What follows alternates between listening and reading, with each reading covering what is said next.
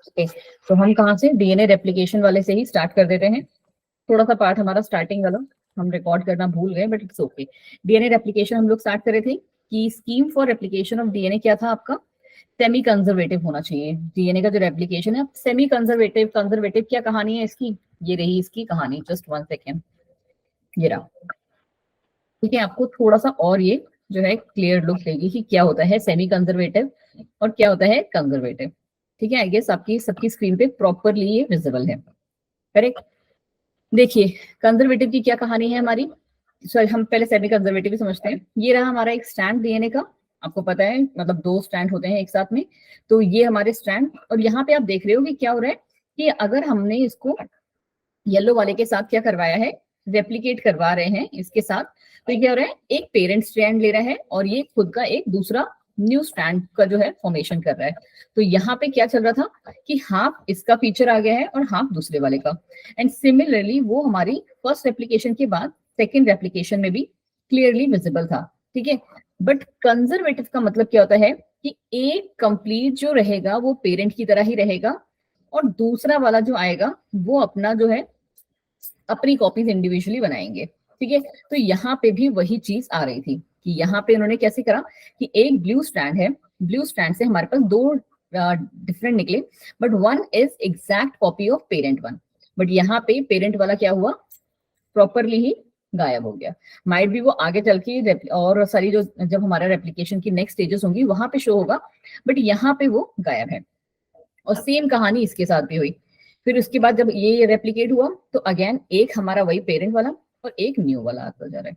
ठीक है, और यहाँ पे सेमी कंजर्वेटिव में क्या है कि न्यू स्ट्रैंड जो है वो अपने आप को यहाँ पे शो करने लगेगा और now that will work as a what, template strand. बहुत अच्छे से जानते होंगे आप लोग template strand, coding strand, antisense, sense strand, right. और ये रहा डिस्पर्सिव, तो ये तो भाई तबाही वाला है। तो यहाँ पे क्या हो रहा है, प्रॉपर जैसे कहते हैं ना म्यूटेशन व्यूटेशन होके सारा डिस्टर्बेंस हो चुका है। तो आई गेस आपको थोड़ा सा एक आइडिया मिला होगा और ज्यादा कि सेमी कंजर्वेटिव का मतलब क्या हुआ। अब आगे कहानी क्या है इसकी, according to this the 2 strands, वही चीज की हमने क्या कर दिया, रिटन फॉर्म है यहाँ पे, डायग्राम से थोड़ा सा क्या ज्यादा दिमाग में बैठ जाती है चीजें। इसके अकॉर्डिंग क्या होता है सेमी कंजर्वेटिव नेचर, जो कि हमारे वॉटसन और क्रिक ने ही दिया था 1953 में, कि the 2 strands would separate and act as a template for the synthesis of new complementary strand।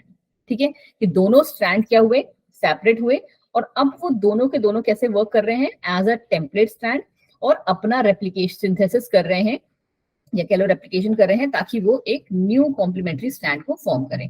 Correct, thus each DNA molecule form will be one parental and one newly synthesised strand. ठीक है, कि एक जो strand होगा उन दोनों में से, देखो यहाँ पे एक स्ट्रैंड जो है वो कैसा है, पेरेंटल हुआ। ये दोनों पहले क्या हुए होंगे, ये दोनों पहले हमारे सेपरेट हुए होंगे, ऐसे ब्लू ये ब्लू, राइट। और फिर इनमें हुआ, तो हम कहाँ किसकी बात करें, एक पर्टिकुलर स्ट्रैंड की, कि एक पर्टिकुलर स्ट्रैंड तो पेरेंटल रहेगा और दूसरा वाला डॉट वाला बनेगा, न्यू स्ट्रैंड बनेगा।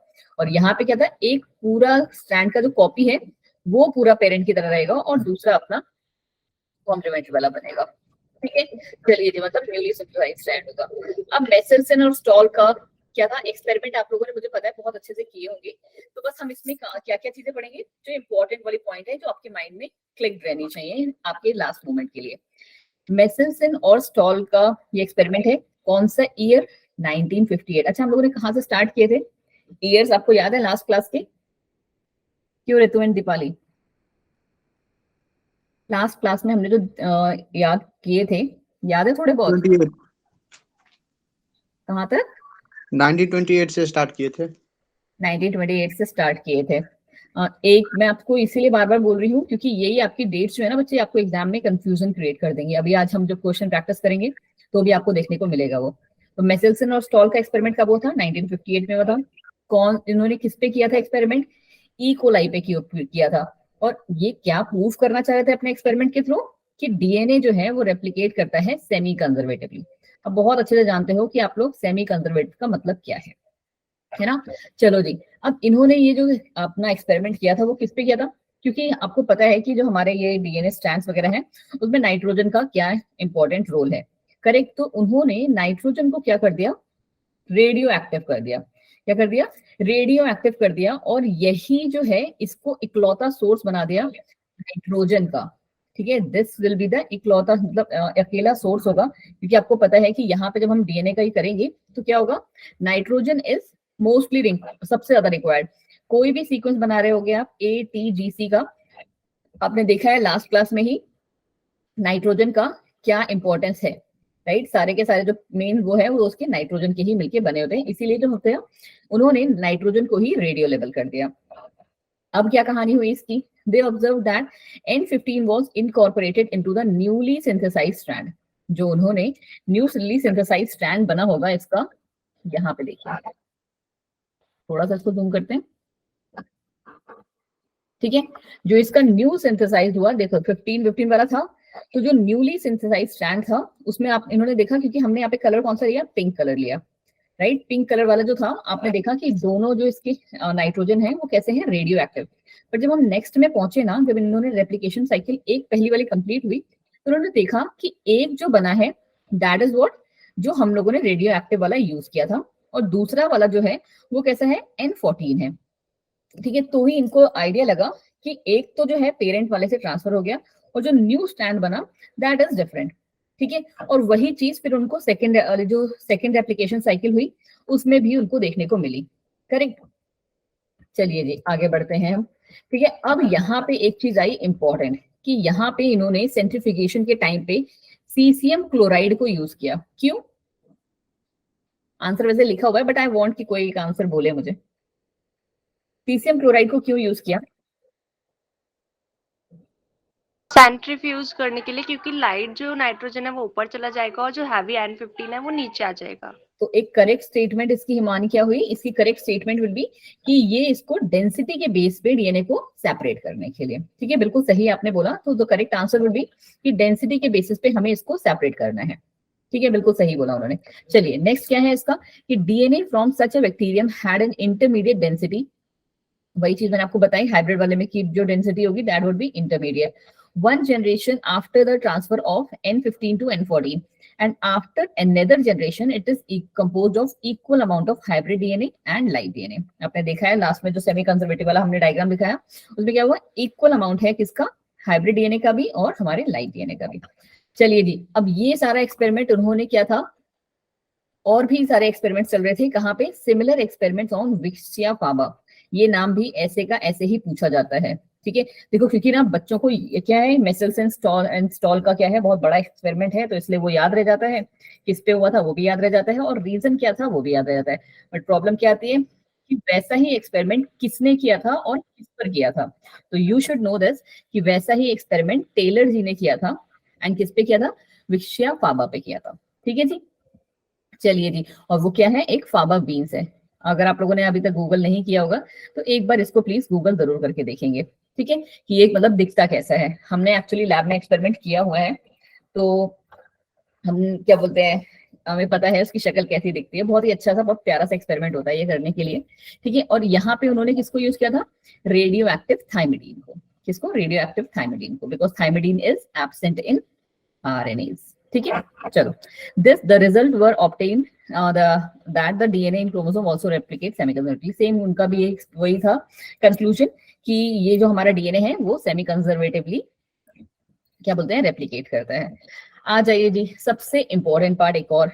आप सोच रहे होगे मैम आप तो हर पैराग्राफ में कह रहे हो इंपॉर्टेंट, बिकॉज बच्चा जी आपको पता है कि इस चैप्टर को हमने 8 पेजेस में खत्म किया है, तो each and every line is important. ठीक है, इतना भी पढ़ के चले जाओगे ना, आई कैन एश्योर यू कि इससे बाहर आपका क्वेश्चन नहीं आएगा।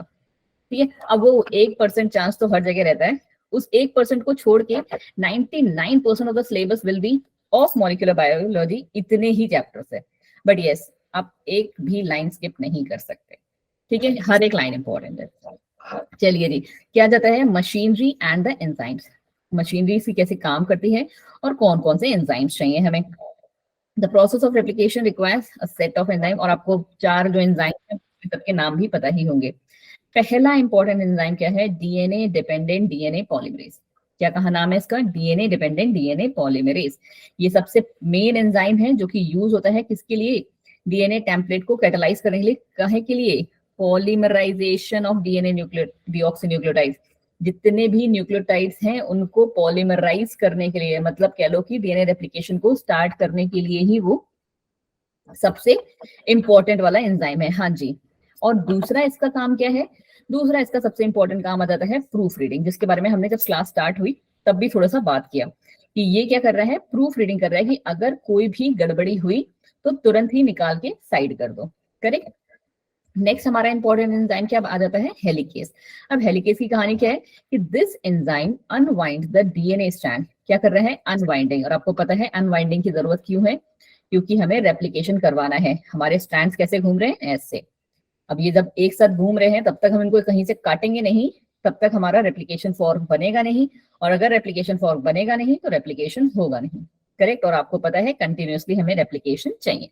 तो दो स्ट्रैंड को एक पर्टिकुलर पॉइंट पे काट के ये क्या करते हैं, ये भाई साहब हमारे, इसको इसने ऐसे यहां से काटा और ये ऐसे करके अनवाइंड हो गए। अब ये यहां से अपना दोबारा से रेप्लिकेशन स्टार्ट कर देंगे।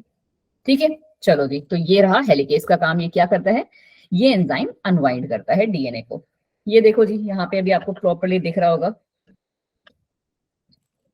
जोया जी ने इतना बड़ा मैसेज किया है, सॉरी मैम, जस्ट 1 सेकंड बच्चे, मुझे एक्चुअली ना पीछे जाना पड़ता है आपके मैसेजेस के लिए, आपको पता होगा। For being late can you please repeat the one that you just teach. आप एंजाइम वाले की बात कर रही हो जोया? जस्ट मेंशन यस और नो। ओके, ठीक है।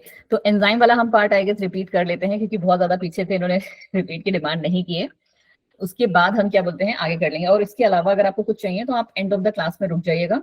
आई can teach at that time also, no issues. चलिए, हमने जो पढ़ा ना बच्चे अभी तक, जस्ट 1 सेकेंड, हमने इंपॉर्टेंट, देखो हम लोगों ने पूरा का पूरा मेसेल्सन एंड स्टॉल वगैरह का सारी चीजें थी, वो जो चीजें वो पढ़ ली थी। क्या पढ़ने जा रहे थे हम कि जो मशीनरी ये रन करती है, मशीनरी रन करने का मतलब क्या है कि डीएनए में रेप्लिकेशन जो हो रहा है वो रेप्लिकेशन के एवं ही हो जा रहा है। नहीं जी, हमें बहुत टाइप के एंजाइम चाहिए। अब उनमें से सबसे जो इंपॉर्टेंट 4 एंजाइम है, पहले हम उनको पढ़ लेंगे और उसके बाद जब हम अलग अलग पढ़ेंगे प्रोकैरियोट्स और यूकेरियोट्स को, तो बीच बीच में जो जो एंजाइम्स आते रहेंगे उनके बारे में पढ़ते जाएंगे।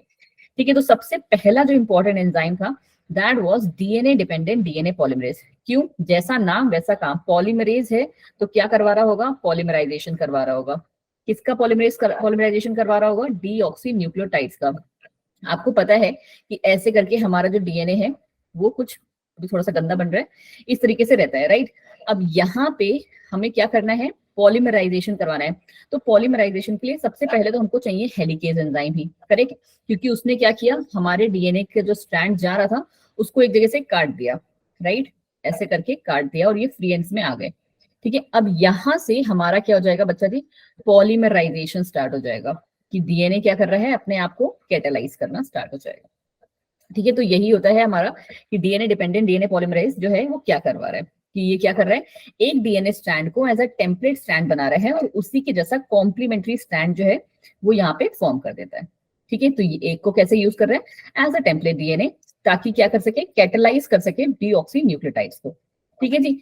दूसरा इसका जो इंपॉर्टेंट काम है that is your proof reading. बच्चा जी, प्रूफ रीडिंग का मतलब क्या हुआ कि मैम बीच, क्योंकि देखो ये भी तो मशीनरी है और आपको पता है मशीन जितने भी हैं दे आर बिल्ट की उनमें थोड़ी टेक्निकल गलती कभी ना कभी हो ही जाती है। तो हमारी जो डीएनए मशीनरी है उससे भी गलती हो जाती है, बट उस गलती को हमें फटाफट सुधारना है। एल्स वो क्या कर देगी, देखो अगर आपको पता होगा म्यूटेशन, आप सबने पढ़ा होगा बहुत ही अच्छे से कि एक लीथल म्यूटेशन भी होता है, राइट, जो कि क्या कर लेगा, एक छोटू सा चेंज क्या कर देगा, पूरे के पूरे डीएनए सीक्वेंस को खराब, और उससे क्या बहुत सारी तगड़ी तगड़ी बीमारी हो जाती हैं। करेक्ट। अभी आप आगे इस चैप्टर में भी देखोगे।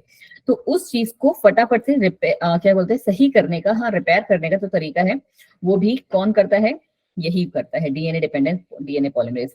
नेक्स्ट था हमारा हेलिकेज एंजाइम। हेलिकेज एंजाइम का काम कहाँ आ रहा है बच्चे? यहाँ पे, एग्जैक्ट इस पॉइंट पे। क्यों? क्योंकि ये तो हमारे दो स्ट्रैंड्स हैं, आराम से लहर लहर के घूम रहे हैं, बट इसको जब तक हम कट नहीं करेंगे तब तक ये कॉम्प्लीमेंट्री वाला कैसे बनाएगा? तो एक रेप्लिकेशन फॉर्क के फॉर्मेशन के लिए हेलिकेज एंजाइम की जरूरत होती है हमें। ठीक है। आई होप क्लियर हो आप, जोया जिसने पूछा था। ये रहा देखो जी, ठीक है, ये रहा हमारा हेलिकेज एंजाइम, इसने काटा, ये रहा हमारा डीएनए डिपेंडेंट डीएनए पॉलीमरेज। अब इसने क्या कर दिया, अपना पॉलीमराइजेशन स्टैंड कर दिया। अभी हम पढ़ेंगे लीडिंग स्ट्रैंड, लैगिंग स्ट्रैंड, आपने पढ़े होंगे, बस रिवाइज करने आई मीन। ठीक है। इनका क्या काम है? ये रही हमारी ओकाज़ाकी फ्रेगमेंट्स, ये लाइगेज एंजाइम है। लाइगेज एंजाइम क्या करता है, जोड़ता है हमारे एंजाइम्स तो हमारी फ्रेगमेंट्स को, ठीक है। ये जो पर्टिकुलर पॉइंट है, इस पॉइंट को हम कहते हैं रेप्लिकेशन फॉर्क। फॉर्क समझते हो ना, एक आपके केमिस्ट्री के उसमें देखा होगा, कुछ इस शेप का स्ट्रक्चर होता है। कलीग कहाँ बच्चे, कलीग क्या है, कहाँ लिखा है कलीग बच्चे? मैम पीडीएफ में लिखा था, वो टेलर वाला जो एक्सपेरिमेंट है ना, उसी पैराग्राफ में लिखा है। अरे बच्चा, कलीग मतलब कि उनके जो साथी थे, संगी साथी, ठीक है। एक्चुअली क्या होता है ना कि जैसे हम लोग क्या बोलते हैं, बहुत सारे अगर लोगों ने काम कर रहे होते हैं, जैसे एक लैब होती है, आप लोग तो मतलब अभी बहुत छोटे हो, मैंने एक्चुअली पीएचडी की हुई है, तो अभी ऑलमोस्ट कंप्लीट होने वाली है। तो वहां पे क्या होता है ना कि हमारा एक बॉस होते हैं जिनको हम कहते हैं, क्या बोलते हैं, हमारे गाइड, राइट। तो वो होते हैं गाइड। अब वो क्या करवाते हैं हमसे ना, एक्सपेरिमेंट्स करवाते हैं। जैसे मैंने जो काम किया हुआ है वो फंगस पे काम किया हुआ है, तो वो बोलते हैं कि फंगस पे ये वाला केमिकल डाल के देखो क्या रिएक्शन है, ये डालो तो क्या रिएक्शन है। तो गाइड जो है, जैसे मेरे गाइड का नाम क्या है, जेटली सर, ठीक है, उनका नाम है Jaitley.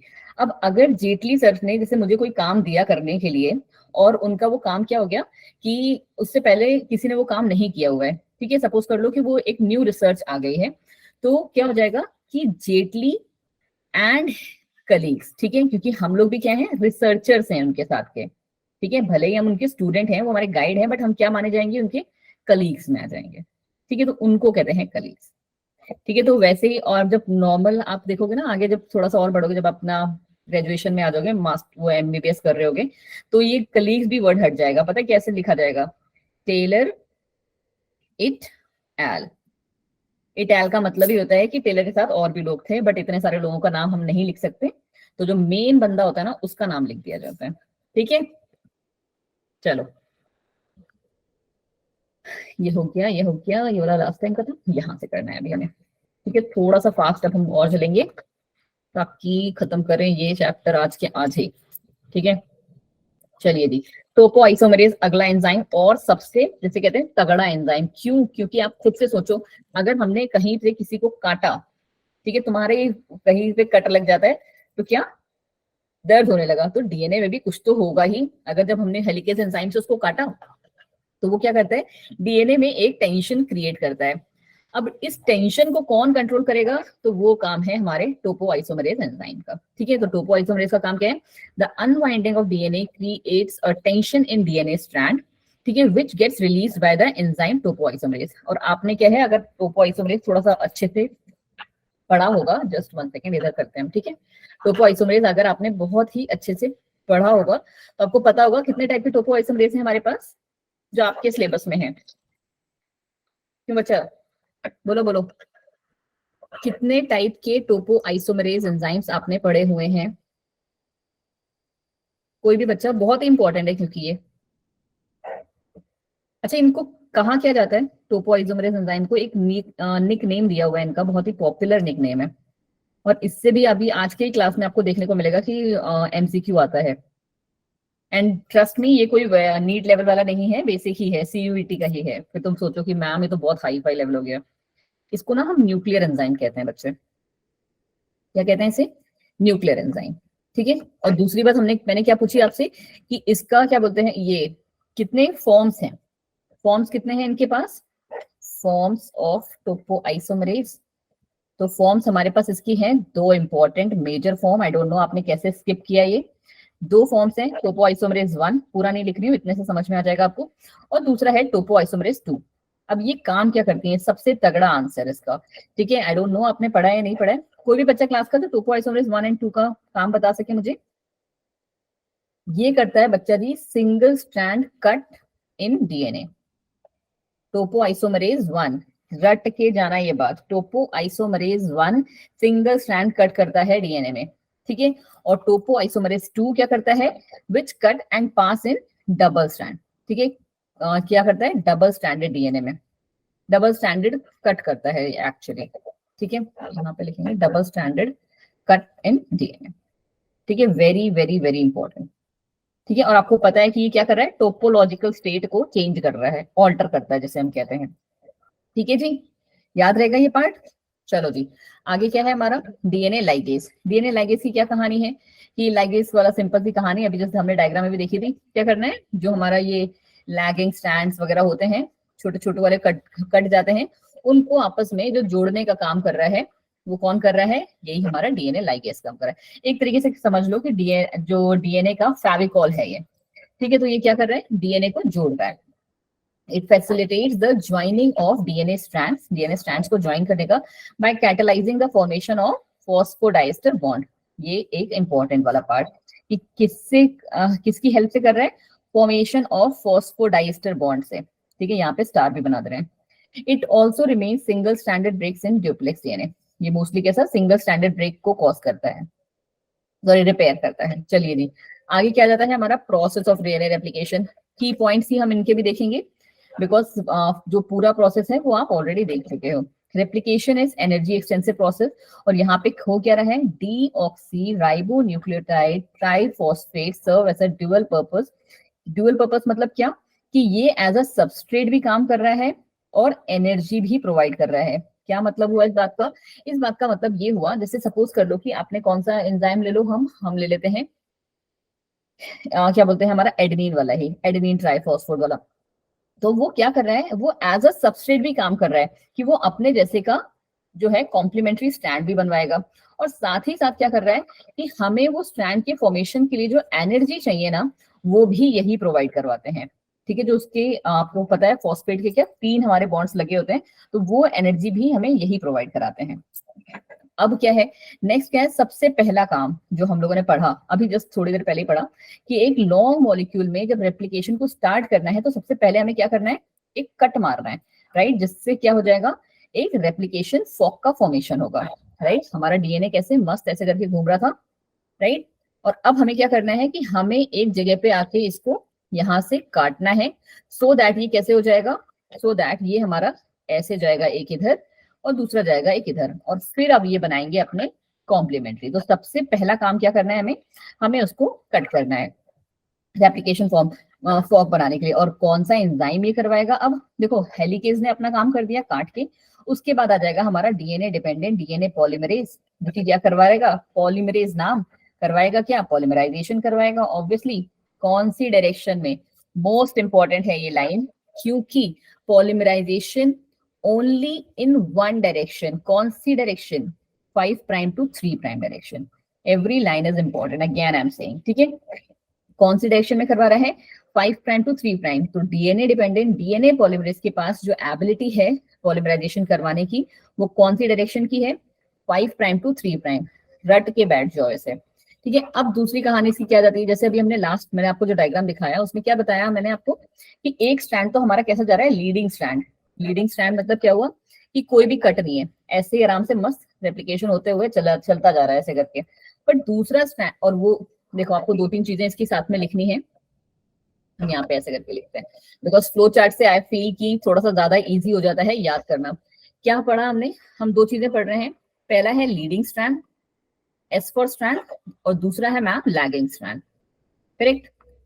Lagging strand, leading strand कैसा है बच्चे, पहली बात तो इसकी पोलैरिटी याद करनी है। पोलैरिटी लीडिंग स्ट्रैंड की कैसी जा रही है, 3 प्राइम टू 5 प्राइम, ऑलवेज याद रखना।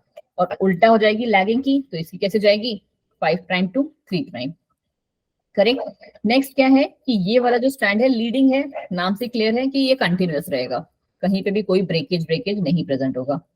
और लैगिंग स्ट्रैंड हमारा क्या हो जाएगा, डिसकंटिन्यूअस है, this will be discontinuous one, okay. फिर क्या है हमारा डिसकंटिन्यूअस, किसमें, स्मॉल स्मॉल फ्रेगमेंट्स में, और उन्हीं फ्रेगमेंट्स को हम क्या कहते हैं, ओकाजाकी फ्रेगमेंट। ये क्वेश्चन भी आपके एग्जाम में बहुत बार पूछा गया है, ठीक है। ओकाजाकी फ्रेगमेंट्स है कि ये फ्रेगमेंट्स कैसी है, छोटी छोटी वाली जो फ्रेगमेंट होती है ना, मैं आपको एक बार फिर से डायग्राम पे लेके जाती हूँ, जस्ट 1 सेकेंड, ये रही, ठीक है। आप यहाँ पे देख रहे हो ये जो टूटी टूटी वाली फ्रेगमेंट्स है आपको जो दिख रही है, जस्ट 1 सेकेंड, ये जो ये टूटी टूटी वाली आपकी फ्रेगमेंट दिख रही होंगी ना, जैसे यहाँ पे तो लाइगेज ने इसको ज्वाइन किया है, देख रहे हो, ये जो है एंजाइम ने इसको ज्वाइन किया है, बट ये आपको जो छोटी छोटी फ्रेगमेंट्स दिखती हैं, इन्हीं को हम क्या कहते हैं, ओकाजाकी फ्रेगमेंट्स। ये ओकाजाकी फ्रेगमेंट्स क्या करती है, इनको लाइगेज जो एंजाइम है वो आपस में जोड़ता है, डीएनए फ्रेगमेंट्स, ठीक है। चलो जी, आई होप सबको क्लियर हो रहा है, किसी को कोई प्रॉब्लम नहीं हो रही है, क्यों बच्चा जी, है ना। चलो ठीक है, बहुत ज्यादा बेसिक्स में इसलिए भी नहीं जा रहे बिकॉज आप लोगों ने ऑलरेडी 2 से 3 बार पढ़ा हुआ है ये, बट जहाँ पे मुझे लगता है कि यस क्वेश्चन वहां से बनते हैं, बच्चे वहां पे कंफ्यूज होते हैं, मैं उसको थोड़ा सा फोकस कर देती हूँ, है ना। चलिए जी, क्या है हमारी कहानी आगे की, कौन सा पॉइंट अभी तक मेरे को एंजाइम जो इंपॉर्टेंट लगे, तो मैंने आपको दोनों के दोनों बताए। पहला पॉइंट हमारा यही था कि ये क्या करता है, फॉस्फोडाइस्टर बॉन्ड फॉर्मेशन करता है, कौन, डीएनए लाइगेज, फॉस्फोडाइस्टर बॉन्ड रट लो।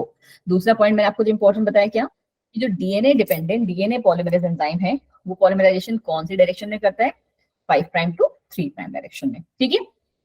चलिए जी, और अभी हमने क्या पढ़ लिया, ये वाला भी लाइन पूरा का पूरा पढ़ लिया, अब दोबारा इसको देखने की जरूरत नहीं है। बस ये आपको पता है कि ओकाजाकी फ्रेगमेंट्स जो होती हैं उनको जोड़ता कौन है, डीएनए लाइगेज, ये मैंने आपको क्लियर कर दिया। फिर क्या है, replication begins at a definite replication region in E coli DNA molecule, और उस पर्टिकुलर साइट को हम क्या कहते हैं, तब में क्या कहा जाता है उनको, ऑरिजिन ऑफ रेप्लिकेशन। और जो है आपको पता है कि इनका जो है लैब में ज्यादा इंपॉर्टेंस है, जब हम कोई क्या बोलते हैं रिसर्च वर्क कर रहे होते हैं, कब, जब हमें कुछ पर्टिकुलर जो जीन्स हैं उनको इम्प्लीमेंट करवाना होता है, राइट। तो उस टाइम पे हमें ये छोटे छोटे इकोलाइज जो है उसमें जो मॉलिक्यूल प्रेजेंट होते हैं, that is they are called origin of replication, which has recognition site for DNA polymerase and also provides site for attachment of DNA primer, ठीक है। और इसी के दो इंपॉर्टेंट काम, एक तो as a recognition site for DNA polymerase और दूसरा for attachment of RNA polymer. बिल्कुल क्लियर है ये बात, जल्दी बोलिए, फिर अब हम नेक्स्ट पे स्टार्ट कर रहे हैं ट्रांसक्रिप्शन, है ना। दोनों फंक्शन आपको इसके पता होने चाहिए। चलिए जी, आगे बढ़ जाते हैं, हम आ जाते हैं ट्रांसक्रिप्शन पे। बहुत ही छोटा सा प्यारा सा वाला चीज, बट क्या करता है लोगों को, आई डोंट नो व्हाई कंफ्यूज करता है। अच्छा, मैं आपसे एक क्वेश्चन पूछती हूँ, अभी जस्ट पढ़ के हटे हैं हम, ठीक है, थोड़ा सा आप लोग आंसर देना एंड ट्राई की प्लीज मैसेज में ना, और जैसे ही बोल दो, ठीक है, कि पॉलीमराइजेशन हमारा कौन से डायरेक्शन में चल रहा है, जल्दी बताइए। 5 प्राइम टू 3 प्राइम। और ये कैसी है मैम, ओनली वन डायरेक्शन है। दूसरा कि अब हम लोग पढ़ने जा रहे हैं ट्रांसक्रिप्शन। आपको पता है ट्रांसक्रिप्शन क्या होता है, कि हमने क्या करना है, कॉपी करनी है जेनेटिक इन्फॉर्मेशन को from one strand of DNA into RNA. क्या कहा मैंने, एक स्ट्रैंड ऑफ डीएनए से आरएनए में, वो पर्टिकुलर स्ट्रैंड का नाम क्या होता है जिससे वो हम कॉपी करते हैं, कॉम्प्लीमेंट। नो बच्चा, कॉम्प्लीमेंट्री तो बनती है, जिस पर्टिकुलर डीएनए स्ट्रैंड से हम कर रहे होते हैं ना, उसको हम कहते हैं टेम्पलेट स्ट्रैंड। पढ़ा होगा आपने, राइट। क्या कहा जाता है उसे, टेम्पलेट, ठीक है।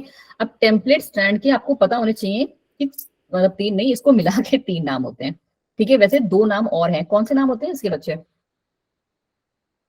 बोलो बोलो।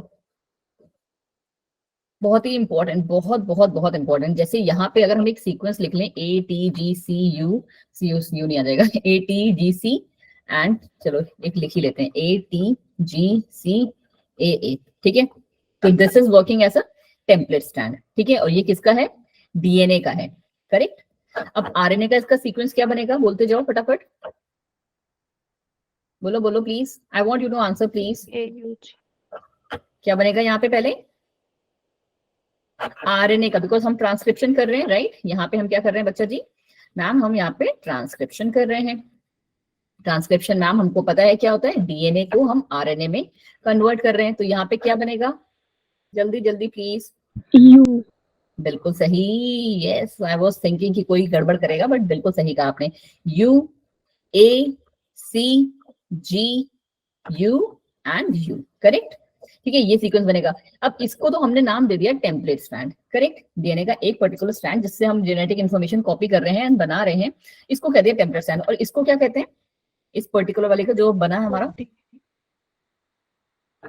देखो आई डोंट नो आप लोगों ने ये पढ़ा है नहीं पढ़ा है, या आपने कहीं मिस कर दिया है, बट बच्चे इसका ना नाम होता है, इसको हम कहते हैं एंटीसेंस स्ट्रैंड।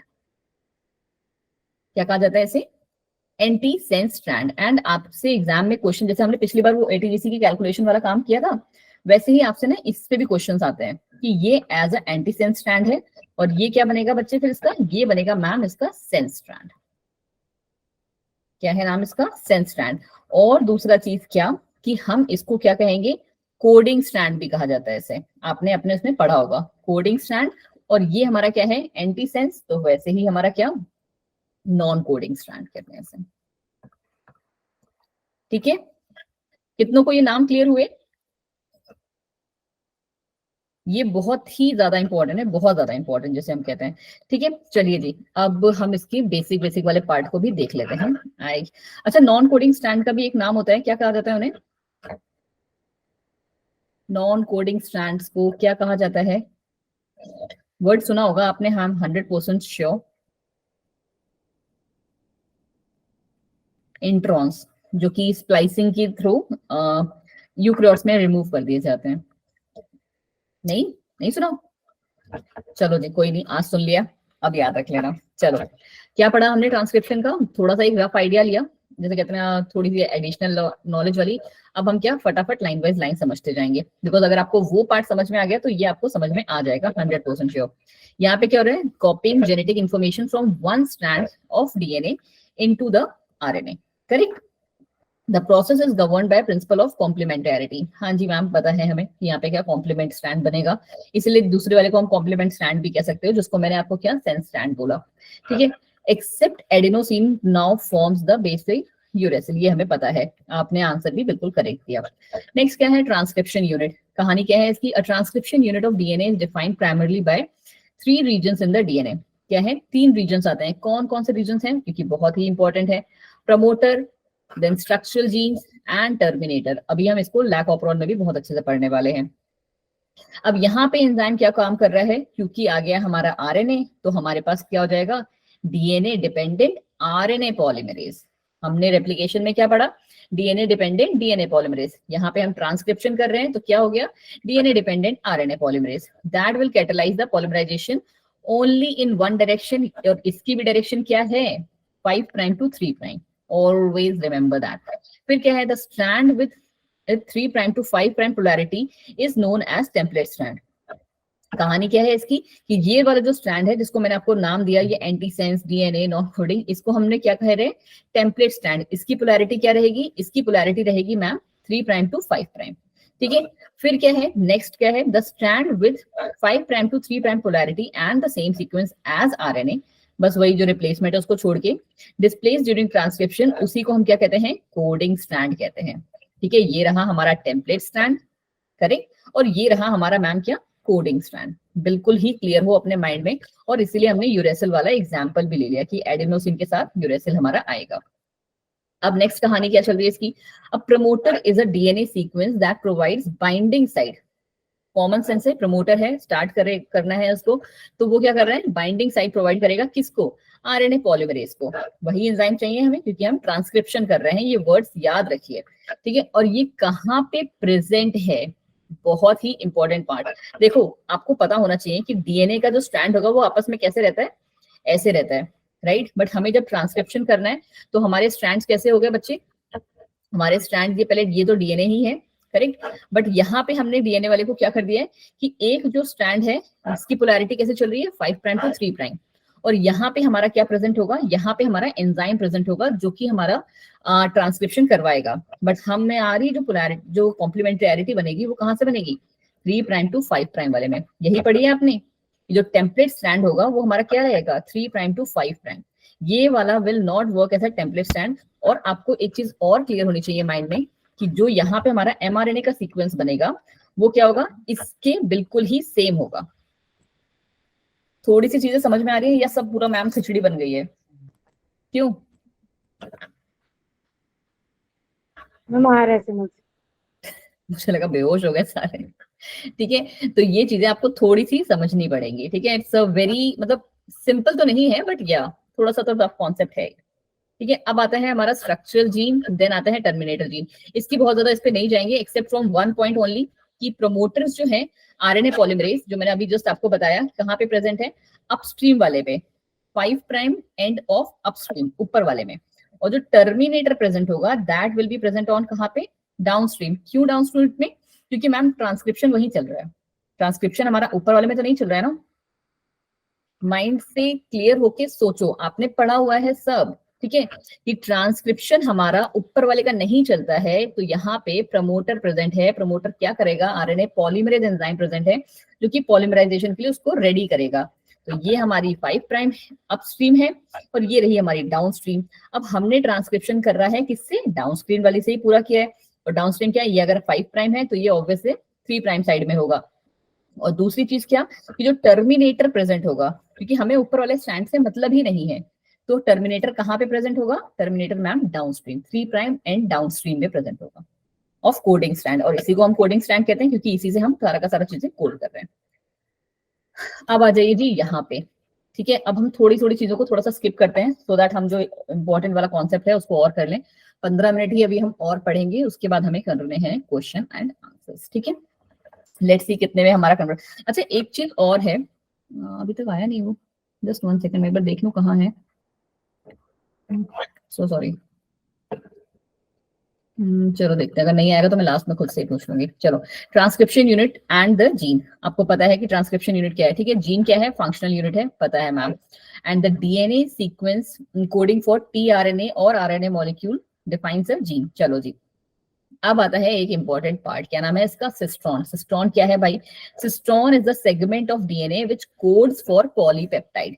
ये क्या कर रहा है, जो कि कोडिंग कर रहा है। अब कैसी कोडिंग, कहाँ की कोडिंग, तो ट्रांसक्रिप्शन में आपको पता होना चाहिए कि 2 टाइप के स्ट्रक्चरल जीन हो सकते हैं, मोनोसिस्ट्रॉनिक एंड पॉलीसिस्ट्रॉनिक। मोनोसिस्ट्रॉनिक मतलब जो हम में प्रेजेंट है कि हाँ भाई फिक्स है कि AUG होगा तभी स्टार्ट होगा, स्टॉप कोडॉन आएंगे तभी रेप्लिकेशन रुकेगा, करेक्ट। तो वो चीजें क्या है, बिल्कुल फिक्स है कि हाँ भाई यही होने चाहिए। और पॉलीसिस्ट्रॉनिक मतलब क्या, कोई भी हो जाए, कभी भी रेप्लिकेशन स्टार्ट हो रहा है, मतलब बहुत सारे मल्टीपल ऑप्शंस उनके पास प्रेजेंट होते हैं। तो मोनोसिस्ट्रॉनिक किसमें प्रेजेंट है, यूकैरियोट्स में इंक्लूडिंग वी। एंड पॉलीसिस्ट्रॉनिक इसमें मोस्टली प्रोकैरियोट्स या बैक्टीरियाज में देखने को मिलते हैं। अब मोनोसिस्ट्रॉनिक की क्या कहानी है, क्योंकि हम अपने बारे में ही पढ़ रहे हैं इस चैप्टर में। मोनोसिस्ट्रॉनिक की कहानी यहाँ क्या चल रही है कि monocistronic structural genes in eukaryotes have interrupted coding sequence. Next topic हमारा वही है, जेनेटिक कोड्स, ठीक है। और यहाँ पे देयर आर 2 टाइप्स। कौन से टाइप्स, स्टार्टिंग में मैंने आपको बताया था, एक्सॉन्स एंड एंट्रॉन्स। एंट्रॉन्स क्या है, इनमें ये क्या है, नॉन कोडिंग सीक्वेंस। एंट्रॉन्स को हम क्या कहते हैं, नॉन कोडिंग सीक्वेंस भी कहते हैं, क्योंकि इनको हमें क्या करना है, रिमूव करना है by the process of splicing, ठीक है। एक्सॉन्स को क्या है, कोडिंग सीक्वेंस है जो कि एक्सप्रेस करते हैं, ठीक है। और इंट्रॉन्स क्या है, इंटरवेनिंग सीक्वेंस है, जो कि हमारे, आपको पता होगा कि कैसे कैसे आता है, exons introns, exons introns, exons introns, ऐसे ही चल रहे होते हैं। तभी वो लीडिंग स्ट्रैंड लैगिंग स्ट्रैंड वाली कहानी आती है ना, थोड़ी सी चीजों को कनेक्ट करते हुए आपस में चलते चलिए। तो ये हमारे क्या आएंगे, इंटरवीविंग सीक्वेंस है which do not appears in mature और प्रोसेस्ड आरएनए। इनका कोई ट्रांसक्रिप्शन वगैरह नहीं होता है। These only interrupt exon, ये सिर्फ एक्सॉन्स के बीच में आ रहे होते हैं। The split gene, that is the gene with both exon and intron, is the characteristics of eukaryotic DNA. But ये प्रेजेंट किसमें होंगे, दोनों, मतलब यूकैरियोट्स में प्रेजेंट होंगे, बट यूकैरियोट्स में हम इनको स्प्लाइसिंग के थ्रू रिमूव करते जाते हैं। Promoter and regulatory genes of structural gene also affect the inheritance of character, हमें पता है। Hence the regulatory sequence are, इनको हम क्या, रेगुलेटरी जीन्स भी कहते हैं। अब आ जाते हैं ट्रांसक्रिप्शन वाला किसका, प्रोकैरियोट्स का, और इसको थोड़ा सा जल्दी करेंगे क्योंकि यूकैरियोट्स का थोड़ा सा ज्यादा इंपॉर्टेंट है।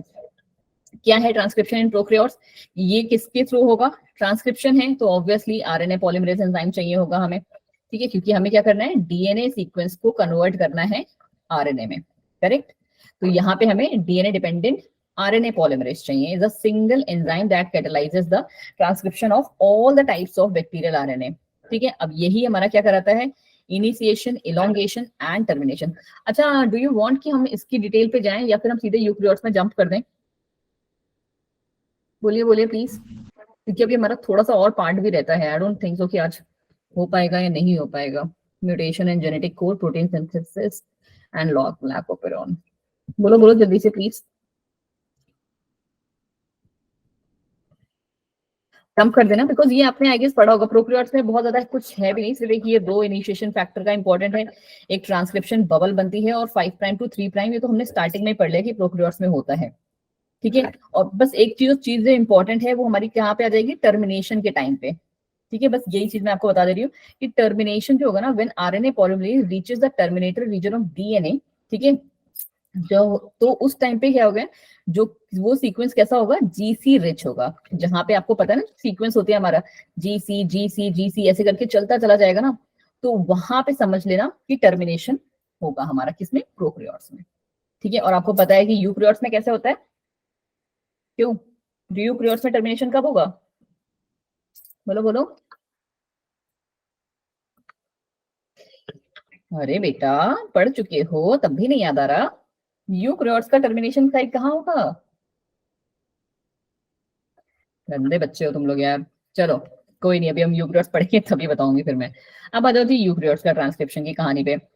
क्या हो रहा है इसका, the process of transcription eukaryote में क्या है, मतलब मोस्टली प्रोसेस सिमिलर है बट थोड़ी सी कॉम्प्लेक्सिटी आ जाती है, और वो भी कितनी, दो इंपॉर्टेंट कॉम्प्लेक्सिटी आ जाती है। सबसे पहली कॉम्प्लेक्सिटी तो क्या आती है कि is that there are at least 3 RNA polymerase. अब सोचो जी क्या आ गए, तीन आरएनए पॉलीमरेज आ गए, आरएनए पॉलीमरेज 1 2 3। अभी तक हमारे पास क्या था, सिर्फ एक था, डीएनए डिपेंडेंट आरएनए पॉलीमरेज। यहाँ पे आ गए 3 जी, और हर एक जो ट्रांसक्राइब करेगा वो अपने इंडिविजुअल वालों को करेगा। जैसे आरएनए पॉलीमरेज 1 जो है वो किसको ट्रांसक्राइब करता है, आरआरएनए को करेगा। ठीक है, फिर आ जाइए जी इस पे, नेक्स्ट क्या है हमारा कि आरएनए, थोड़ा सा उसको और जूम करते हैं, है ना। आरएनए पॉलीमरेज जो 2 है वो किसको कर रहा है, एमआरएनए को, ट्रांसक्राइब प्रिकर्सर्स ऑफ एमआरएनए, और which is also called heterogeneous nuclear RNA. Very very very important. ठीक है, क्योंकि हमारे पास क्या, यही मोस्टली रिपोर्ट किए जाते हैं एचएनआरएनए, क्योंकि हमारे पास इंट्रॉन और एक्सॉन दोनों ही प्रेजेंट होते हैं, तो जो उससे आरएनए फॉर्म होता है उनको हम कहते हैं एचएनआरएनए। फिर आता है हमारा आरएनए पॉलीमरेज 3। इसको आप लोगों ने कैसे याद किया होगा, I guess RNA polymerase 1 2 3 RMT करके याद करते हो, राइट, आरएमटी, वो रमता जोगी जो गाना है, आई गेस ऐसे ही याद करते हो कि आरएनए पॉलीमरेज 1 है वो आरआरएनए को करवाता है, आरएनए पॉलीमरेज 2 है वो एमआरएनए को करवाता है, और आरएनए पॉलीमरेज 3 है वो टीआरएनए को करवाता है। कैसे याद किया आपने, बिकॉज हमने जब, मतलब मैं जब पढ़ाती हूँ 12th को, तो मेरे को ये वाला कोड याद, मतलब बच्चों को याद रह जाता है, 1 2 3 सीक्वेंस है, और आरएमटी आपको वर्ड याद रखना है बस। Yes ma'am.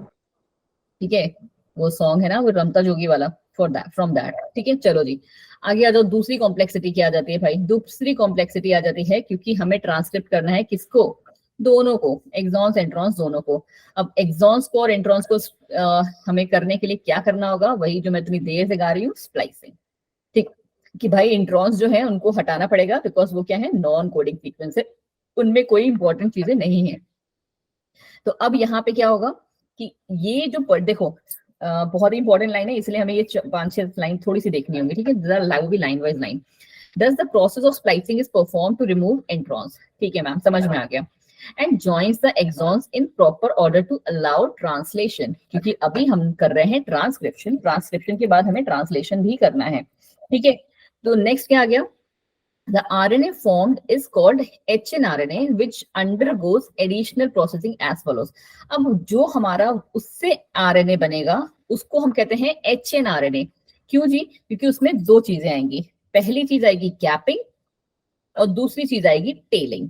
कैपिंग का है कि कैपिंग होगी हमारी मिथाइल ग्वानोसाइन ट्राइफॉस्फेट की, मिथाइल ग्वानोसाइन ट्राइफॉस्फेट, MGTP, ऐसे भी याद कर सकते हो आप। ठीक है, ये एक अनयूजुअल न्यूक्लियोटाइड है that is added to the 5 prime end of RNA. आपने वो डायग्राम देखा होगा ना, वो क्लोव लीव वाला जो डायग्राम है, तो वो आपकी कहां से, MGTP से स्टार्ट होती है। और टेलिंग में क्या आएगा हमारा, एडेनिलेट रेसिड्यूज, जहां पे लगातार एडेनिल एडेनिन आने लगे तो वहां पे हमारी क्या आएगी, पूछ होएगी, और वहीं से हमारा कट हो जाएगा। ठीक है, जो मैंने अभी आपसे क्वेश्चन पूछा कि जो हमारा प्रोकैरियोट्स है उसकी टर्मिनेशन कब होती है, बोलो बोलो, अभी जस्ट बताइए प्रोकैरियोट्स की। तो मैंने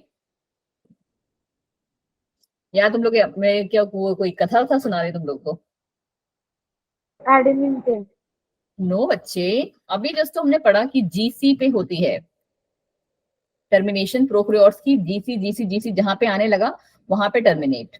और यूकैरियोट्स में क्या है हमारा, एडेनिलेट, जब ए के सीक्वेंस आने लगे तो वो हमारी टेलिंग हो गई और वहीं से हमारा कट हो जाएगा। मैम मुझे लगा आपने यूकैरियोट्स का पूछा है। अच्छा नहीं, कोई नहीं बच्चा। ठीक है, अब आई गेस आपको क्लियर होना चाहिए बिकॉज यहाँ से क्वेश्चंस आपके बनते हैं। अब ये रहे हमारे जेनेटिक कोड जो कि बहुत ही ज्यादा इंपॉर्टेंट है, और उससे जेनेटिक कोड के बाद ना हम सीधे जंप मारेंगे किस पे, लैक ओपेरॉन पे, बिकॉज मुझे लगता है कि उससे क्वेश्चन थोड़े से ज्यादा बनते हैं इन कंपैरिजन टू बाकी ट्रांसलेशन वाले से। और अगर हमारे पास टाइम बचा तो हम ट्रांसलेशन करेंगे, वरना इस वीक के लिए जो आपके 3 चैप्टर शेड्यूल थे वो आई गेस हो जाएंगे। ठीक है, चलो जी, जेनेटिक कोड की कहानी क्या है आपको पता होना चाहिए कि हमारे पास कितने टोटल अमाइनो एसिड्स हैं। तुम तो 12th वाले हो, बताओ total number of amino acids कितने हैं। यहाँ तो नहीं लिखा ना, नहीं लिखा है। चलो बोलो बोलो, थोड़ा सा general knowledge test. Total amino acids कितने हैं बच्चा? ये भगवान, 20।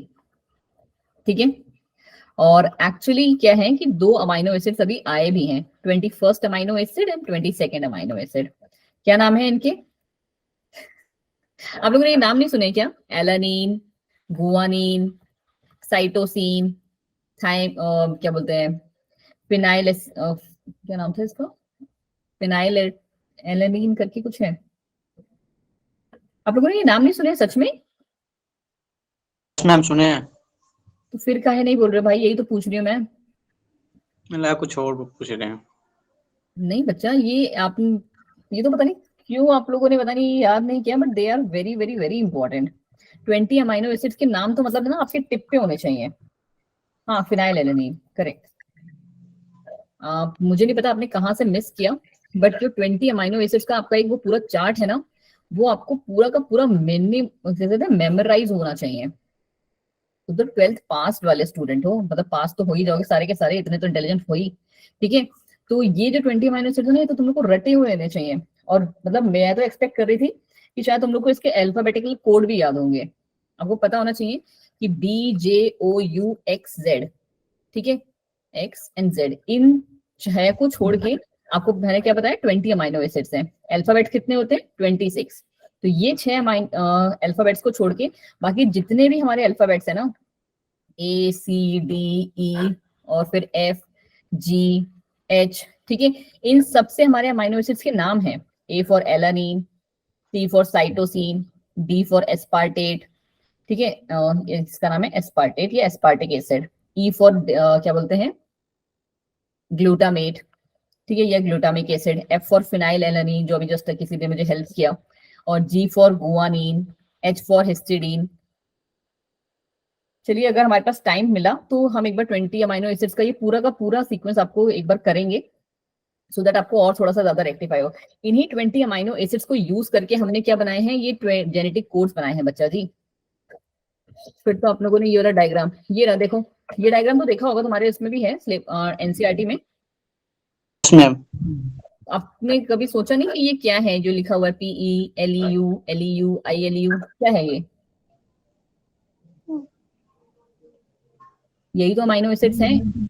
यस एक मैम। पर्टिकुलर अमाइनो एसिड है कि सपोज जैसे अभी आपको पता चल गया कि PHE फॉर क्या है, PHE is for phenyl alanine, ठीक है, this is for phenyl alanine. ठीक है, अब इसको हम कितने उसमें कोड कर सकते हैं, UUU, ठीक है, या फिर UUC, ठीक है। इसको भी आपने फॉर्म करना, आई डोंट नो फिर तो आपको आता होगा या नहीं आता होगा, क्योंकि कभी कभी ना एग्जाम में, क्योंकि ये बहुत ही बेसिक वाला है, आपके एग्जाम में डायरेक्टली ये पूछ लिया जाता है कि क्या बोलते हैं, इनका कोड कैसे बना।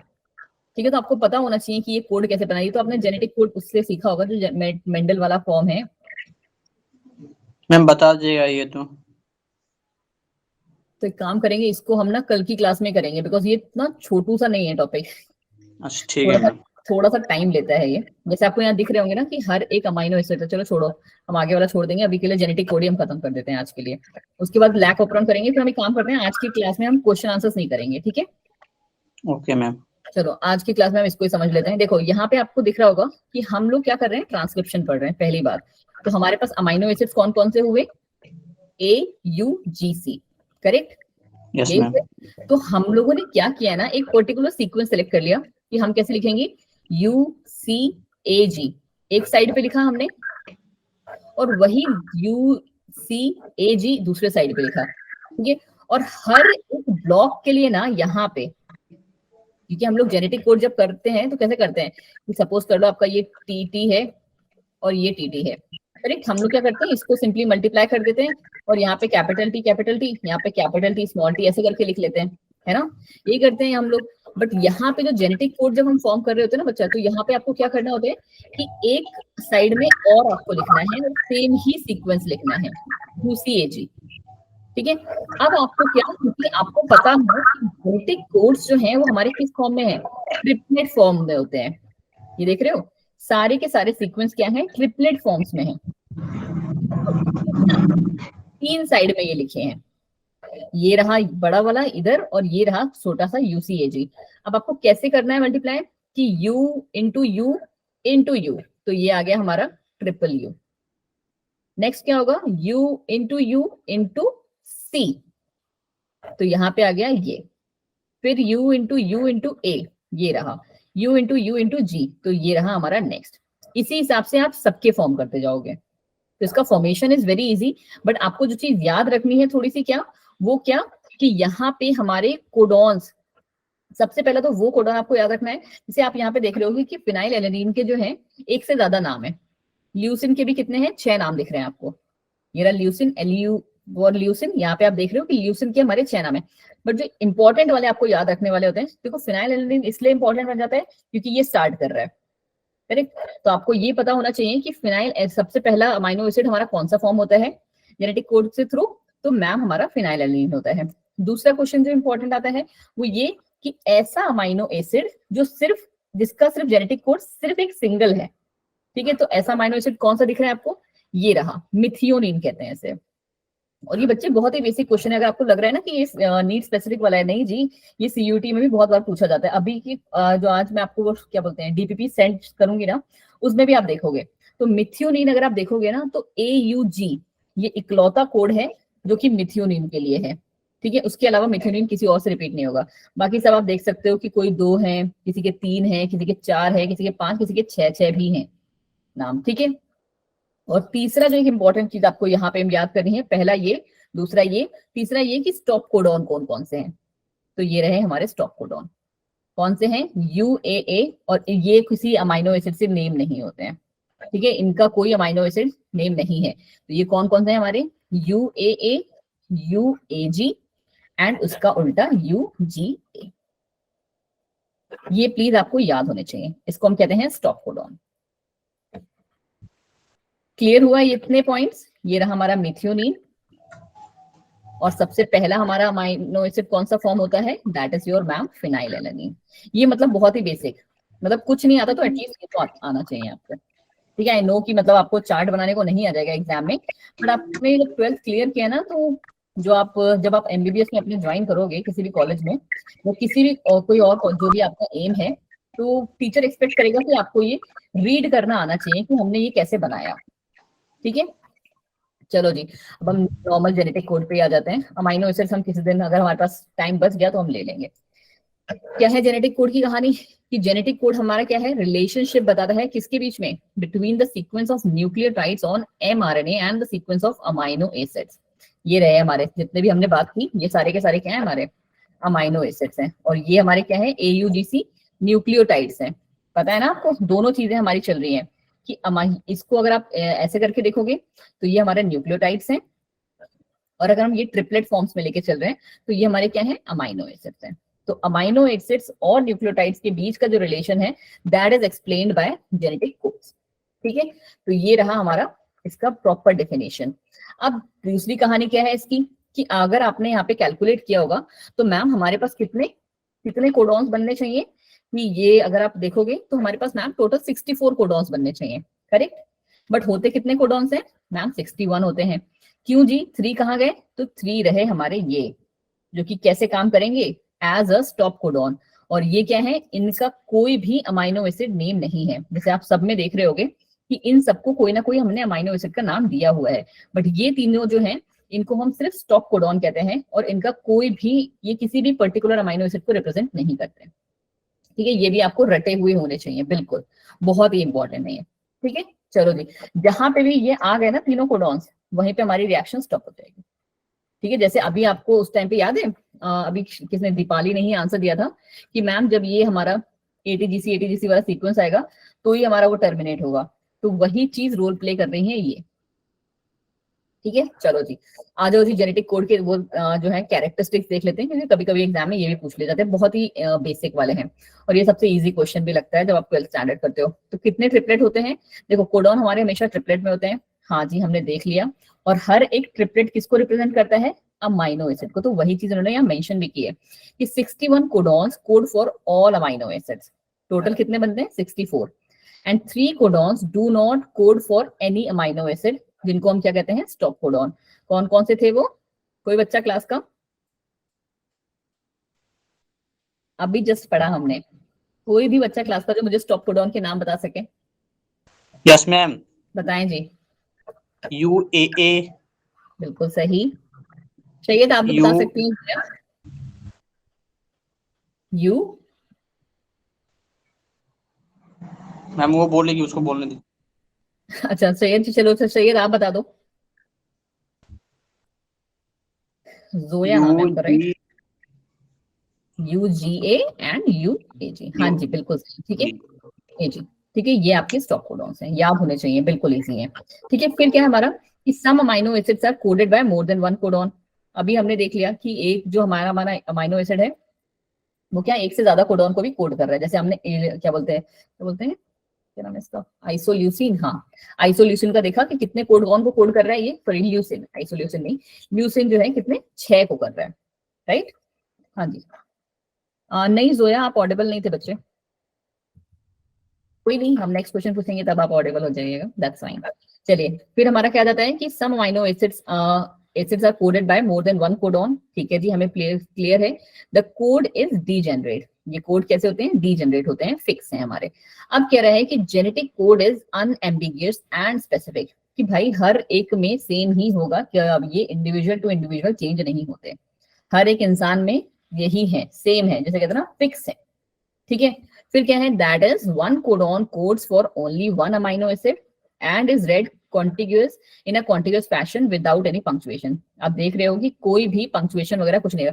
एक्चुअली ये जो बात समझाना चाह रहे हैं ना आपको, वो ये समझाना चाह रहे हैं कि अगर कोई एक सीक्वेंस बना लिया आपने, AGGACC AAGCC AGG, ठीक है, तो आपको ये समझाने की कोशिश कर रहे हैं कि आपको हर एक कोडॉन को कैसे एक पर्टिकुलर 3 के फॉर्म्स में ही देखना है।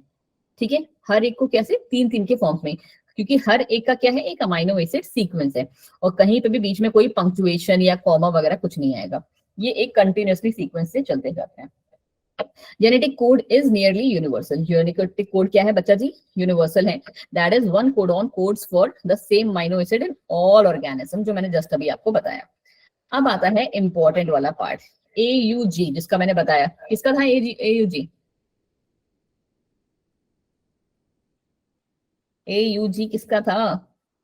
लिखा भी हुआ है यार बच्चों, कहीं से देख रहे हो तुम लोग ऐसे तो नहीं पढ़ रहे हो कहीं? आयोडीन। हाँ हाँ जी, AUG जो था बच्चे मिथ्योनिन का था। ठीक है, अभी जस्ट हमने पढ़ा। ठीक है, तो AUG किसको कर रहा है? AUG के 2 फंक्शंस हैं। पहले तो कह रहा है it codes for the amino acid methionine, और क्या है ये? Initiation codon. हमने पढ़ लिया स्टॉप कोडॉन के बारे में, कि जहां पे वो स्टॉप कोडॉन आ गए, हमारा ये जो काम है ट्रांसक्रिप्शन का खत्म, स्टॉप। अब इनिशिएट, स्टार्ट कौन करवाएगा? स्टार्ट करवाने का काम हमारा मिथ्योनिन का है। ठीक है, तो AUG जो है हमारा, तो इसका इंपॉर्टेंस क्या हो जाता है? 2 इंपॉर्टेंस है AUG के, कि मैम ये एक सिंगल अमाइनो एसिड कोड है। कौन से अमाइनो एसिड का? मिथ्योनिन का। और ये एक इनिशिएशन कोडॉन है, कि जहां पे हमारे सीक्वेंस को स्टार्ट करवाना है, तो AUG का होना इज इंपॉर्टेंट। ठीक है, अब देख लो जी म्यूटेशन एंड जेनेटिक कोड। अच्छा एक पार्ट हमारा रह गया, 3 कोडॉन, जिसको हमने स्टॉप कोडॉन या नॉनसेंस कोडॉन भी कहते हैं, जो कि हमारे जो ये सीक्वेंस चलेगा उसको स्टॉप कर देते हैं। वो कौन कौन से हैं? इनके नाम भी आपसे पूछे जाते हैं, ऑक्रे, अंबर एंड ओपल। क्या कहते हैं? ऑक्रे, अंबर एंड ओपल। ठीक है, एक सीक्वेंस बना लो माइंड में अपने, जिससे आप याद कर सकते हो। मैंने जो अपना सीक्वेंस बनाती हूँ, मतलब मैं जो याद करती थी जब तुम्हारे इसमें थी, बिकॉज ये मुझे टॉपिक बहुत अच्छा लगता है। UAA पहला, कि दोनों A है। फिर क्या है? UAG मैंने पहले बनाया हुआ था, और फिर क्या कर दिया आपको पता है, क्योंकि रिवर्स है, UGA। अगर आप इसको सीक्वेंस देखोगे तो ऑकरे वाला है पहले, फिर O से ऑकरे, और उसी के तुरंत बाद O से ओपल, एंड फिर हमारा अंबर आ जाता है। ठीक है, क्योंकि ये ए पे खत्म हो रहा है तो इसीलिए ए से स्टार्ट हो रहा है अंबर। थोड़ी सी चीज जो कभी कभी एग्जाम में बैठ के याद आ जाती है, तो आप इससे भी आप इसका सीक्वेंस बना, क्योंकि मैथ्स का कॉलम में ये पूछ लिए जाते हैं आपसे। नेक्स्ट क्या है, बिकॉज अब हमको क्या करना है, क्लास भी खत्म करनी है, ट्रांसलेशन वाला पार्ट हमारा रह गया तो हम वो करेंगे नेक्स्ट क्लास में, और लैक ओपेरॉन भी अब फिर नेक्स्ट क्लास में ही करेंगे। अगर आप लोग पढ़ना चाहोगे तो मैं अभी पढ़ा दूंगी, ऐसा मुझे तो कोई प्रॉब्लम नहीं है। अगर आप लोग, क्योंकि आप लोग क्या एक क्लास ऑलरेडी ले चुके हो तो थक गए हो गए, आई नो दैट। ठीक है, म्यूटेशन वाला पास पार्ट देख लेते हैं, खत्म करते हैं फिर आज के लिए, वरना म्यूटेशन एंड जेनेटिक कोड, क्या कहानी है इसकी, the sudden inheritable change in the genetic material, उसको हम कहते हैं म्यूटेशन। पढ़ा दो, अगर आप लोग रुकोगे तो मैं पक्का लैक ओपेरॉन पढ़ा दूंगी, वरना फिर हम कल की क्लास में तो पढ़ेंगे।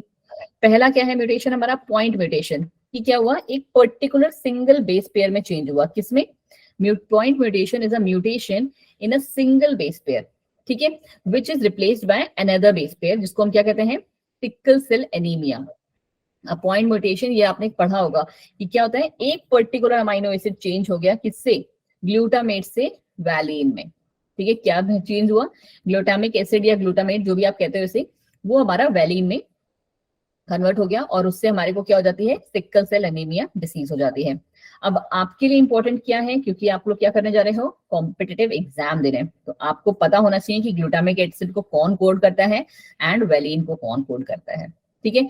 फिर आता है frame shift mutation. Frame shift mutation क्या हो जाता है, is a change in a reading frame because of insertion और डिलीशन ऑफ बेस पेयर, कि एक पर्टिकुलर बेस पेयर की वजह से क्या हुआ, जैसे हमारा ये सीक्वेंस चल रहा था, ठीक है, तो यहाँ पे क्या हुआ, यहाँ पे क्या हुआ, एक पर्टिकुलर बेस पेयर सपोज करो ड्रॉप कर गया। तो अभी तक हम कैसे रीड कर रहे थे बच्चा जी, अभी तक मैम हम रीड कर रहे थे कि यूएजी को कर रहे थे, फिर सी को, फिर इसको। अब ये सीक्वेंस हमारा सी जो है वो ड्रॉप आउट हो गया, या कोई एक और ऐड हो गया यहाँ पे आके, तो अब हमारा सीक्वेंस क्या हो जाएगा, सपोज करो ड्रॉप ही हो गया, तो ये सी यू ए आ जाएगा, फिर इसके आगे जो भी होगा, तो ये हमारा नेक्स्ट क्या बन जाएगा, हम कैसे रीड करेंगे इसको, तो यूएजी ही रीड कर लिया, बट नेक्स्ट हम रीड करेंगे सीसीयू। तो इसी को हम कहते हैं फ्रेम शिफ्ट म्यूटेशन, कि एक पर्टिकुलर पॉइंट में म्यूटेशन हुआ और उसने पूरे के पूरे उसको चेंज कर दिया, कि अब इसका अगला जो होगा वो हमारा इसको रेड करेंगे, तो इसको हम कहते हैं फ्रेम शिफ्ट म्यूटेशन। और ये क्या था, पॉइंट म्यूटेशन, कि एक पर्टिकुलर अमाइनो एसिड जो था वो पूरा का पूरा रिप्लेस हो गया दूसरे अमाइनो एसिड से, ठीक है। अब आ गया हमारा टीआरएनए, जिसको हम द एडेप्टर मॉलिक्यूल भी कहते हैं। The presence of an adapter molecule would read the code and would bind to the specific amino acid during the translation. कहाँ पे पहुंच गए हैं हम, ट्रांसलेशन पे। ट्रांसलेशन क्या है, आरएनए से प्रोटीन का बनना। किसने प्रपोज किया था, फ्रांसिस क्रिक ने। कब किया था, 1961 में किया था, ठीक है। अभी जो हमारे वॉटसन एंड क्रिक का काम था वो कब था, वो हमारा था 1953 का, जब उनको नोबेल प्राइज मिला था। वो था डीएनए की एज अ जेनेटिक मटेरियल। ये आ गया किसमें, ट्रांसलेशन में, जो किसने किया है, सिर्फ और सिर्फ क्रिक जी ने किया था 1961 में, ठीक है। फिर क्या है, टीआरएनए को was known before genetic code and was called the sRNA या soluble RNA कहते हैं, बट फिर बाद में पता चला था कि वो एक एज एडेप्टर मॉलिक्यूल भी है। इसके बाद, किनके बाद, जब ये क्रिक जी ने अपना वो प्रपोज किया था उसके बाद। अब ये रहा अपने जो ये डायग्राम है, आप अपने उस वाला जो एनसीईआरटी वाला डायग्राम है, आज मैं इसको इनकॉर्पोरेट करना भूल गई, बट नेक्स्ट क्लास में हम इसको इनकॉर्पोरेट कर लेंगे, तो अब हम इस वाले पार्ट को देखेंगे।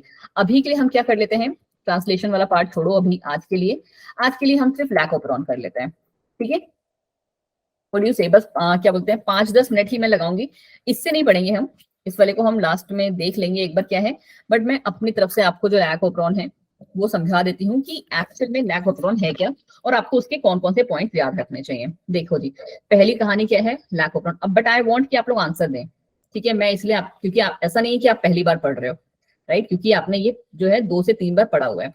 लैक ओपेरॉन का मेन काम क्या है, मेन काम है मैम टू गेन एनर्जी, ठीक है। एनर्जी तो चाहिए हमें। अब ये एनर्जी किसके लिए एप्लीकेबल है, क्योंकि हमारे को तो नहीं, ये जो एप्लीकेबल है दैट इज फॉर प्रोकैरियोट्स, ये हमारे सिर्फ और सिर्फ प्रोकैरियोट्स के लिए एप्लीकेबल है। पहली कहानी तो ये। अब ये लैक ओपेरॉन क्यों नाम दिया है भाई, क्योंकि क्या लैक मीन्स क्या, कमी। यहाँ पे लैक का मतलब क्या हुआ, लैक्टोज। हाँ जी बच्चा, बिल्कुल सही। इसका मतलब हुआ मैम यहाँ पे लैक्टोज, ठीक है। और लैक्टोज एज अ किसकी तरह काम करेगा, लैक्टोज मैम काम करेगा इंड्यूसर की तरह, ठीक है, एक एक लाइन जो है मैं जो लिख रही हूँ दैट इज वेरी इंपॉर्टेंट। अगर आपको इसका क्वेश्चन सॉल्व करना है तो आपको ये हर एक लाइन पता होनी चाहिए। ठीक है, और ओपेरॉन का मतलब होता है जनरल क्या, system. Operon means what, system.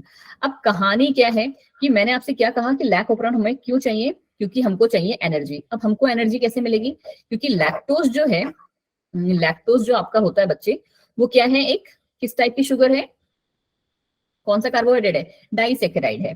Correct, ये क्या है बच्चा जी, ये मैम हमारा एक डाइसेकेराइड है। बहुत अच्छे से जानते हो आप लोग डाइसेकेराइड है। जब हम इसको तोड़ेंगे तो हमको क्या मिल जाएगा, बोलो बोलो, इसको जब तोड़ोगे, ग्लूकोज एंड गैलेक्टोज। बिल्कुल सही जी, हमको मैम मिलेगा ग्लूकोज। लो जी भाई, मिल गई एनर्जी, ग्लूकोज से मिलती है। दूसरा है गैलेक्टोज, चलो जी उसका भी कोई ना कोई अपना काम होगा। ठीक है, चलो जी, अब दूसरा कहानी क्या यहाँ पे आ जाएगी, दूसरी जो चीज यहाँ पे इंपॉर्टेंट है that is your RNA polymerase.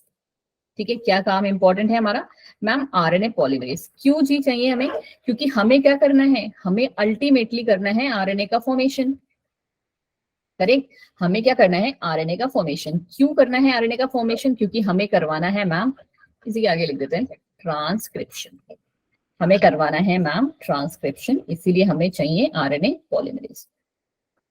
ठीक है, अब आते हैं यहाँ पे हमारे पास दो इंपॉर्टेंट कॉन्सेप्ट। दो इंपॉर्टेंट कॉन्सेप्ट क्या है मैम, दो इंपॉर्टेंट कॉन्सेप्ट हमारे ये है कि हमारे पास दो कंडीशन है।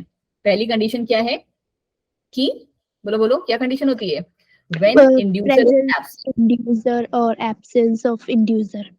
हाँ जी, हम पहले एब्सेंस वाला ही ले लेते हैं, वो थोड़ा इजी है। ठीक है, इंड्यूसर हमारा एब्सेंट है। इंड्यूसर एब्सेंट है मतलब क्या, कि हमारे पास लैक्टोज नहीं है, यही मतलब है इसका। लैक्टोज, ये वाला कॉन्सेप्ट करने के बाद हम आज की क्लास एंड कर देंगे, डोंट वरी। मुझे पता है थक गए होगे तुम लोग बहुत ज्यादा। इंड्यूसर हमारा एब्सेंट है यहाँ पे। अब आपको एक चीज और भी रटी हुई होगी, क्या चीज, P I P O Z Y A. कौन सा बच्चा है जिसको ये चीज नहीं पता है, आई गेस सबको पता है। ठीक है, here P is for promoter, P is equal to what, promoter. कौन सा प्रमोटर, प्रमोटर जीन। मैम ये क्या है, प्रोमोटर जीन है। अब आई क्या है, जैसा नाम वैसा काम, दैट इज योर इनही, या तो वो एज अ इनहिबिटरी जीन काम करेगा। इनहिबिटरी जीन कब काम करेगा, जब हमारा इंड्यूसर एब्सेंट है। करेक्ट, या फिर हम इसको क्या कहते हैं, रेगुलेटरी जीन। क्या है ये मैम, ये हमारा रेगुलेटरी जीन भी है। नेक्स्ट क्या है हमारा, जस्ट 1 सेकेंड। ठीक है, नेक्स्ट है मैम हमारा ओ फॉर ऑपरेटर। सबसे जो काम धाम है वो तो यही कर रहा है, ये है हमारा ऑपरेटर जीन मैम। और उसके बाद ये जेड वाई ए, ये क्या कहलाते हैं, क्यों क्या कहते हो इन्हें, स्ट्रक्चरल जीन। इतना बोरिंग लगता है क्या तुम लोग को लैक ओपेरॉन, ठीक है, इसको हम कहते हैं स्ट्रक्चरल जीन। अब कहानी हमारे पास क्या हुई कि हमारे पास क्या नहीं है, इंड्यूसर नहीं है। ठीक है, इंड्यूसर नहीं है तो इसका मतलब क्या हुआ कि लैक ओपेरॉन हमारा क्या रहेगा, ऑफ रहेगा। क्या मतलब हुआ इसका, कि यहाँ पे मैम पहली कंडीशन है, जस्ट 1 सेकेंड, कि inducer is absent. Inducer absent है तो क्या नहीं है हमारे पास, लैक्टोज नहीं है, लैक्टोज नहीं है। उसका साथ ही ये क्या करेगा कि लैक ओपेरॉन जो हमारा ये सिस्टम है, जब हमारे पास इंड्यूसर ही नहीं है तो वो क्या रहेगा, ऑफ रहेगा। ये जो हमारा सिस्टम है वो ऑफ रहेगा। तो इसकी कहानी कैसे चलेगी मैम, इसकी कहानी हमारी चलेगी, जस्ट 1 सेकेंड। ठीक है, इसकी कहानी हमारी ये चलेगी मैम कि सबसे पहले तो जो हमारा इंड्यूसर ये है इनहिबिटरी जीन, ये क्या करेगा, ट्रांसक्रिप्शन को स्टार्ट, इनहिबिटरी जीन कह लो या रेगुलेटरी जीन कह लो, रेगुलेट करेगा। और ये क्या करवा रहा है मैम, ये हमारा ट्रांसक्रिप्शन करवा रहा है। ठीक है जी, ट्रांसक्रिप्शन हो गया हमारा, ट्रांसक्रिप्शन। ठीक है, ये रहा हमारा आरएनए सीक्वेंस बन गया। आरएनए ही तो चाहिए हमें, हमने स्टार्टिंग में पढ़ा। ठीक है, आरएनए पॉलीमरेज की हेल्प से आरएनए सीक्वेंस बन गया। अब ये आरएनए पॉलीमरेज क्या करेगा, ये मैम ट्रांसक्रिप्शन हो गया। अब यहाँ पे ये करवाएगा मैम ट्रांसलेशन। करेक्ट, ये ट्रांसलेशन कराएगा, किस चीज का ट्रांसलेशन करवाएगा, किसका ट्रांसलेशन करवाएगा, कौन सा प्रोटीन बनेगा, प्रोटीन, रिप्रेसर प्रोटीन। बिल्कुल सही जी, रिप्रेसर प्रोटीन बन गया। रिप्रेसर प्रोटीन है तो क्या करेगा ये रिप्रेसर प्रोटीन, ये उड़ के आएगा और बाइंड कर जाएगा किसके साथ, ये बाइंड कर जाएगा मैम ऑपरेटर के साथ। यहाँ पे लिख लो कि ये मैम बाइंड कर गया ऑपरेटर के साथ। अब जब ऑपरेटर के साथ बाइंड कर गया तो क्या होगा कि ये जो हमारा आरएनए बना था वो क्या होगा, स्लाइड ही नहीं होगा। आपको पता है ना, हम लोग हमारा जो ये चलता है वो कैसे चलता है, स्लाइडिंग के थ्रू ही तो चलता है, एक एक करके हमारा आरएनए जो है वो फॉर्म हो रहा होता है। तो ये जब यहाँ पे आके इस रिप्रेसर प्रोटीन इससे बाइंड कर गया, इसके सीक्वेंस से मोटा सा आके इसके ऊपर बंध गया, तो क्या होगा कि यहाँ से ये क्या करेगा कि आरएनए जो है हमारा, आरएनए पॉलीमरेज जो एंजाइम है वो स्लाइड ही नहीं कर पाएगा, इट विल नॉट स्लाइड। ठीक है, उसके बाद क्या होगा, इसकी वजह से क्या होगा कि कोई भी स्ट्रक्चरल जीन भी फॉर्म नहीं करेगा, स्ट्रक्चरल जीन, ठीक है, नो स्ट्रक्चरल जीन फॉर्म। ठीक है, और फिर क्या हुई एज अ रिजल्ट, हमारी जो साइकिल चल रही है वो स्टॉप हो जाएगी। ठीक है, कि साइकिल हमारी चली नहीं पाएगी, क्यों, क्योंकि हमारे पास इंड्यूसर नहीं है। अब कहानी क्या आती है, अब हमारे पास कहानी आती है कि हमारे पास इंड्यूसर आ गया, इन प्रेजेंस ऑफ इंड्यूसर। ठीक है, इन प्रेजेंस ऑफ इंड्यूसर मतलब क्या हुआ कि हमारे पास लैक्टोज आ गया। कहाँ से आया लैक्टोज, कौन लेके आया लैक्टोज को, देखो जी कहानी ये होती है ना बच्चे जी, यही जो आपका फिर से क्या नाम है इसका, PIPOZYA। ठीक है, आप इन लोग के नाम जानते हो ZYA के, Z is for beta galactosidase. ठीक है, ये नाम आपको याद होने चाहिए बच्चे। अगर मुझे पता है lac operon is a very tough topic, but at least ये नाम तो याद होने चाहिए।